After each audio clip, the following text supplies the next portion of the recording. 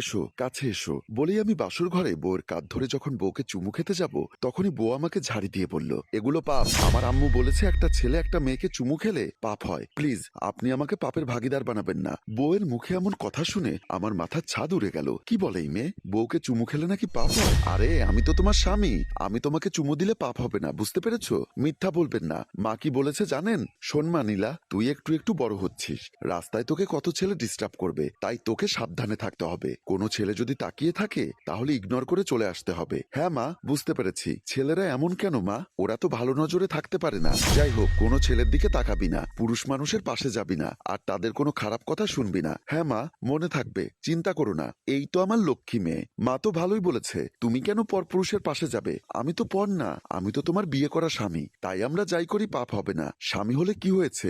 আপনি তো বেডা মানুষ, আমি কি বুঝি না মনে করেছেন? আজব, বেডা হব না তো কি বেডি হব নাকি? তোমার সাথে আমার বিয়ে হয়েছে, আর আজ আমাদের বাসর রাত। এখন থেকে আমাদের মধ্যে যা হবে সব হালাল হবে। দূর, আপনার কথা আমি বুঝি না, আমি এখন ঘুমোবো বলেই নীলা শুয়ে পড়ে। আমিও বাধ্য হয়ে শুয়ে পড়ি। একটু পর দেখি নীলা না ঘুমিয়ে চোখ বড় বড় করে আছে। আমি পাশ ফিরে বললাম, তোমার না ঘুম আসছে বললে, তাহলে এখন ঘুমোচ্ছ না যে? আহা, শখ কত!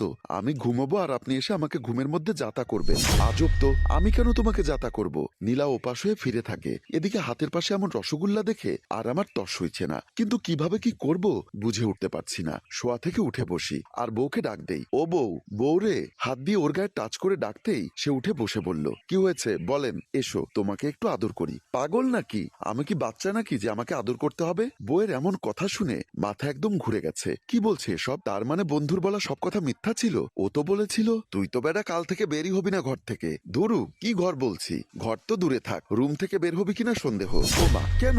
আমি কি রুমে বসে থাকবো নাকি শুধু শুধু? কেন জানি না। না, কাল তো তোর বাসর রাত, আর বাসর রাতে কত কিছু করবি, খুব ক্লান্ত হয়ে যাবি, বের হতে ইচ্ছা করবে না। কেন বের হতে ইচ্ছা করবে না? আরে দোস্ত, সামনে যদি বিরিয়ানি থাকে তাহলে সাদা ভাত নিয়ে কেউ কারাকারি করবে? তোর কথার আগামাতা কিছুই তো বুঝতে পারছি না। বুঝবি বুঝবি, এমন সুন্দরী বউয়ের আদর ছাড়া কি তুই থাকতে পারবি? তার মানে তুই বলতে চাচ্ছিস বাসর রাতে খুব রোমান্স হবে? হ্যাঁ, সেই রোমান্স যা একটা ছেলের অনেক স্বপ্ন। ঠিক আছে বন্ধু, দোয়া করিস। হ্যাঁ আচ্ছা, চল দোকানের দিকে যাই বলে দুজনে চলে যায়। শালা সাব্বির, তোর কথার আজকের বাসরের কোথাও কোনো মিল নেই, বরং সব কটা উল্টোটা হচ্ছে।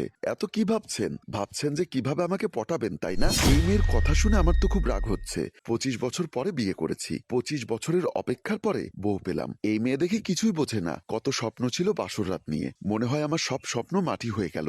আমি খাট থেকে নেমে গেলাম, রুমের এক কোণে দাঁড়িয়ে মোবাইলটি বের করে সাব্বিরকে কল দিলাম। সাব্বির কলটি রিসিভ করতেই বলল, বাহ, তোর মতো বন্ধু যাতে সবার হয়। এখন বাসর রাতেও তুই আমাকে ভুলিসনি? তুই আগামী 1 মাস আমার সামনে পড়িস না, যদি পড়িস মনে করবি তোর কপালে শনি আছে। সাব্বির অবাক হয়ে বলল, কি সব বলছিস? আর কেন বলছিস? কেন জানি না, বউয়ের সাথে কি কি হবে বললি, আর এখন যা হচ্ছে তার সব উল্টো। বউ তো আমাকে কাছেই যেতে দেয় না, কি কিস করব? হাসতে হাসতে সাব্বির বলল, এতক্ষণে বুঝলাম, তুই ভালো করে বোঝা, আর পারলে চেহারা অন্ধকার করে মলিন চেহারায় বল, কাজ হয়েও যেতে পারে। হ্যাঁ, ট্রাই করে দেখছি বলে আমি কলটি রেখে দিয়ে খাটের দিকে চলে যাই। খাটে বসে বউয়ের পাশে গিয়ে বসতেই বউ বলল, কার সাথে কথা বলছেন? ওই আমার এক বন্ধু। বন্ধুর কি খেয়ে কাজ নেই, এত রাতে কল দিচ্ছে? আরে কল আমি দিয়েছি তো আপনি দিলে এখান থেকে উঠে সাইডে চলে গেলেন কেন? সেটা পার্সোনাল, তাই সাইডে গিয়ে বসছি। বাদ দাও, এসো কাছে এসো, একটু আদর করি তোমাকে। এ কি, আমি কি ছোট বাচ্চা নাকি আদর করবেন? আরে এই আদর সেই আদর না, তাহলে কোন আদর? স্বামী স্ত্রী লাইট অফ করে যেটা করে। ও সেটা তো জানি, ঠিক আছে লাইট অফ করুন। এই কথা শুনে মনে মনে খুশি হয়ে বললাম, আহ শান্তি, কতদিনের মনের আশা পূরণ হতে যাচ্ছে। আমি লাইট অফ করে দিয়ে বললাম, লাইট অফ করেছি, এখন এখন কি ঘুমটা তো ভালো হবে। এই বলে সে আবারও শুয়ে পড়ে। আমি অবাক হয়ে বললাম, তুমি কি করছো এসব? কেন ঘুমোচ্ছ? আর কি করব? উত্তর শুনে আমার হাসি মাখা মুখ আবারও কালো হয়ে গেল। আমিও বাধ্য হয়ে শুয়ে দেখছি তার মুখ। ওর চোখে চোখ রেখে বললাম, আচ্ছা বউ, ঘুমানোর আগে কি করে? কেন, ভাত খায়? তোর মা, ও মা, তুমি কই? সে জোরে জোরে চিৎকার দেয়। আমি ওর মুখে হাত দিয়ে চেপে ধরলাম, এই কি করছো? আর মাকে কেন ডাকতে হবে? আপনি আমাকে বকা দেন কেন? কই বকা দিলাম? এই যে বললেন আমাকে। আচ্ছা সরি বউ, এভাবে হবে না, কান ধরে উঠবস করতে হবে, না হলে আম্মুকে ডেকে সব বলে দিব।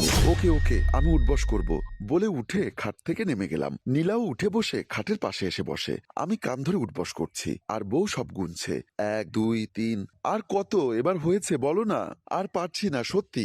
আচ্ছা এসো, বিছানায় চলে এসো। তারা দুজনে বিছানায় উঠে বসে। আমি গিয়ে বউয়ের পাশে বসে ভাবছি, ভাবছি কি যন্ত্রণা, কেন যে এই অল্প বয়সী মেয়েকে বিয়ে করতে গেলাম। এবার বউয়ের কথায় কান ধরে উঠবস করতে হচ্ছে। দেখলাম মেয়েটা হাসছে। বউ শোনো, আজ তো আমাদের বাসর রাত, চলো দুজন দুজনকে একটু ভালোবাসা দেই। ভালোবাসা কেমনে দেয় এসো তোমাকে বুঝিয়ে দেই। বলে বউকে ধরতে যাব, ঠিক তখনই সে খাট থেকে নেমে যায় আর বলে আমি একটু প্রাকৃতিক ডাকে সাড়া দিয়ে আসি। বলে নীলা চলে যায়। আর আমি মনে মনে ভাবছি আজ যে কোনো ভাবে বউকে কাছে টেনে নিব। ওকে দেখে আজ বেশ ভালো লাগছে, এত সুন্দর মানুষ হয়। এর ভিতর নীলা এসে আমার পাশে বসে বলল, সবসময় এত কি ভাবেন? কই কিছু না, এখন কি ঘুমাবেন নাকি কথা বলবেন? ইচ্ছা করছে নিজের মাথার সব চুল নিজের হাতে ছিঁড়ে ফেলতে। নিজেকে শান্ত রেখে আবার বললাম, শোনো বেশি কিছু চাই না, তোমাকে একটু জড়িয়ে ধরি।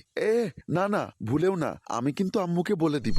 একবার না পারলে দেখো শতবার। না, এই কথায় নিজেকে কন্ট্রোল করতে পারলাম না। অমনি বউ জোরে কামড়ে দিয়ে একটা কিক মারলো। আমি ছিটকে খাট থেকে পড়ে গেলাম ফ্লোরে। ওহ, কি হয়ে গেল আমার! ও মাগো, কি ব্যথা লাগছে! তৎক্ষণাৎ ঘুমটা ভেঙে যায় আর আশেপাশে দেখলাম আমি খাটের নিচে পড়ে আছি। তাহলে এতক্ষণ স্বপ্ন দেখছিলাম? হায় রে কপাল, স্বপ্ন বা হয় না। সে মুচকি হাসি দেয়। সম্মানিত ভিউয়ার্স, এমন স্বপ্ন প্রতিনিয়ত হাজার হাজার ব্যাচেলররা দেখে যায়। এই শীতে বউ কম্বল হিসাবে বউকে কাছে পেতে কার কার মন চায় কমেন্টে জানিয়ে যান। গল্পটির ভাবনায় হাসিম রাজু, পরিচালনায় রেজাউল কবির চৌধুরী ও প্রযোজনায় FA নয়ন চৌধুরী। গল্পটি ভালো লাগলে লাইক, কমেন্ট ও শেয়ার করে অন্যকে দেখার সুযোগ করে দিন। ধন্যবাদ।